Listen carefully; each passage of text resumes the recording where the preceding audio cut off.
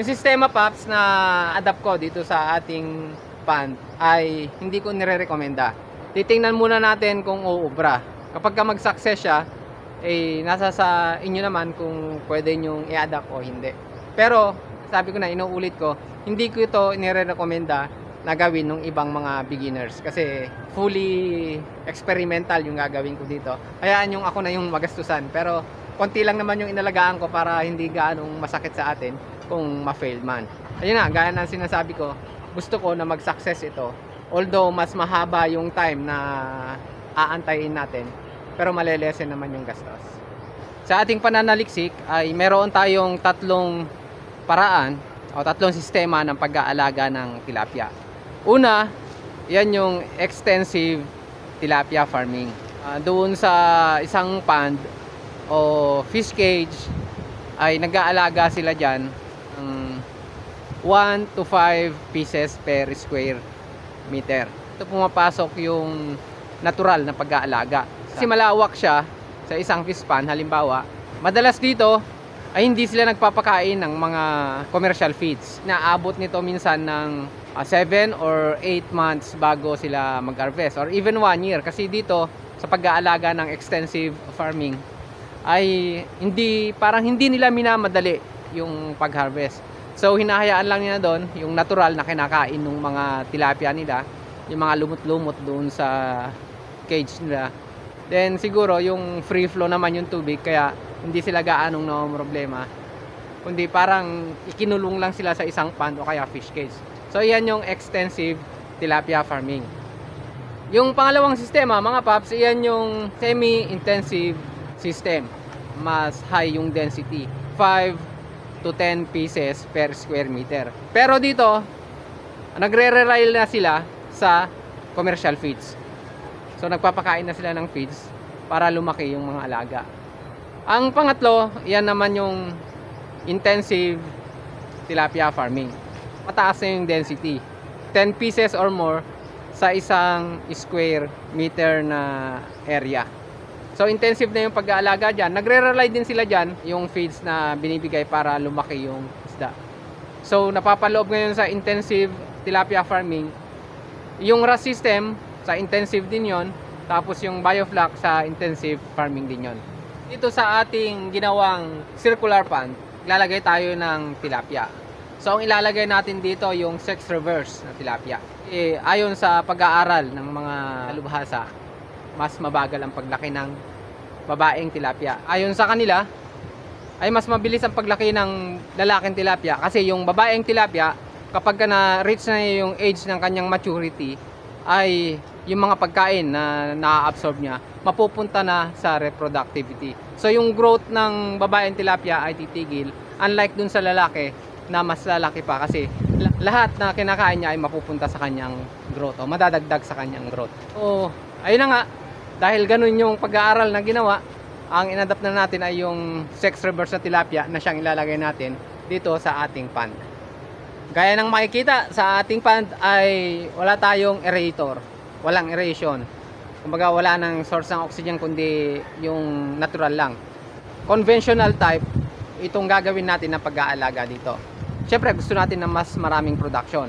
Pag conventional type kasi mababa yung ating density, 5 per square meter lang na tilapia. Pero etong 3 meters diameter na ating circular pond, naglagay na ako dito ng 400 na pieces. So napapaloob ngayon siya sa intensive farming. 10 or more pieces per square meter ay mapapaloob sa intensive. Pero dahil sa wala akong mga equipments, ay ang gagawin na natin dito is a combination of conventional and intensive farming kasi wala akong equipments. Pero may dinagdag tayo. So yung conventional and intensive plus ang gagawin natin dito ay organic tilapia farming. So yan ang adapt natin. Lilinawin ko lang.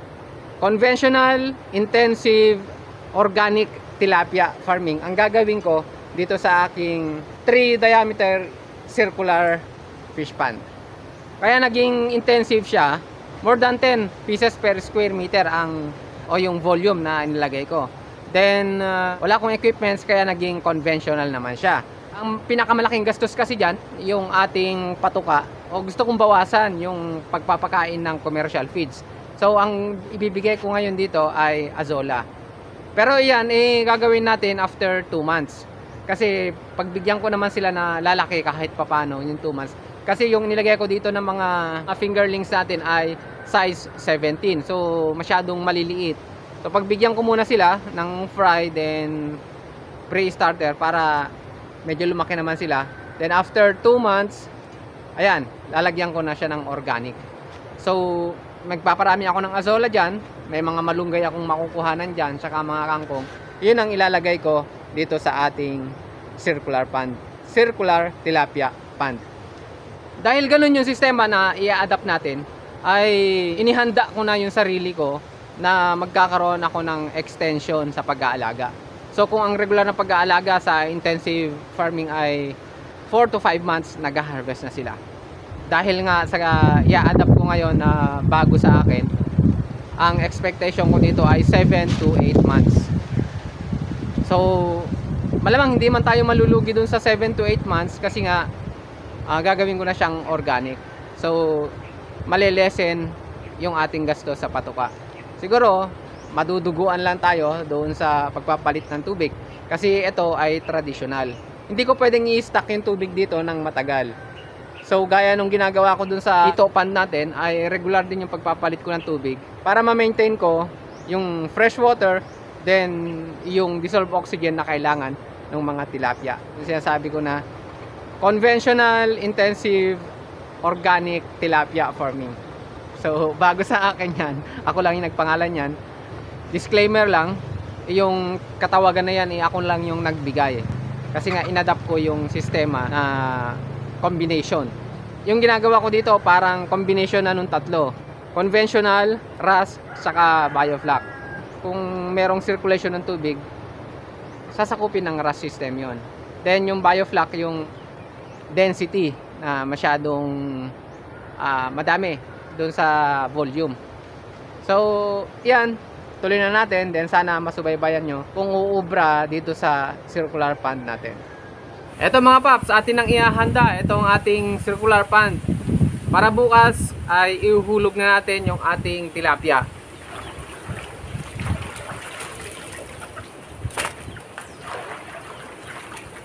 Ito mga paps, simple lang yung ating drainage system. Ito, pag hinugot ko to, aagos na yan, palabas yung tubig natin. Dito sa pinakagitna mismo.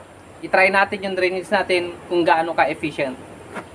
So ayan paps, kung makikita nyo yan, yan yung pinaka-center niya. Ganyang kalakas ang sipsip niya ng tubig. Ganda.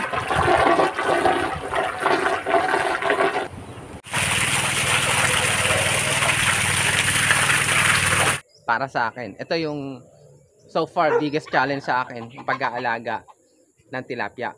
Kasi ito yung first time ko na maglagay dito sa ating concrete pond ng ating tilapia. Ito mga paps, ano to, 420 pieces to. Ito ang ilalagay natin sa ating circular pond. So ang size niya, ganito na siya. Ito dati ay size 17. Hindi ko na alam kung anong size nito after 1 month.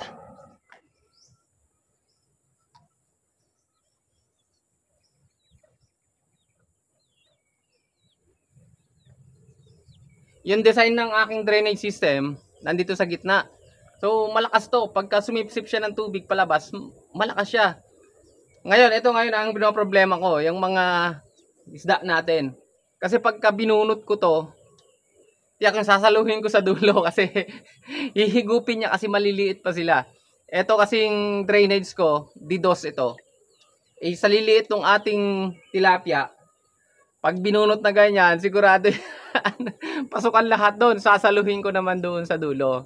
But then, anyway, titingnan ko kung pwede kong lagyan ng screen. Kasi ang inaalala ko naman dito, pag nilagyan ko siya ng screen, hindi niya mahihila ngayon yung mga dumi, yung mga sludge. Eto, kung magtagumpay ako dito, yung mga nagbabalak naman na mag-alaga ng ganito, ng traditional system, walang aerator, walang aeration, basta wala lahat, ay malamang ito magagawa nyo din pag nagtagumpay tayo dito. subaybayan lang natin yung sistema na gagawin ko.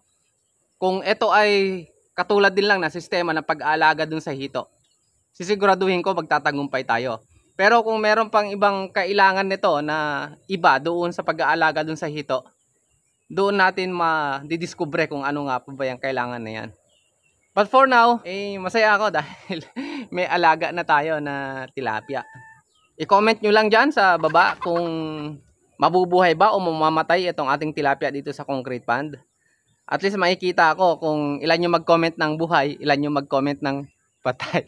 So i-comment nyo lang dyan, buhay o patay. At least makita natin kung sinong tatama sa atin lahat.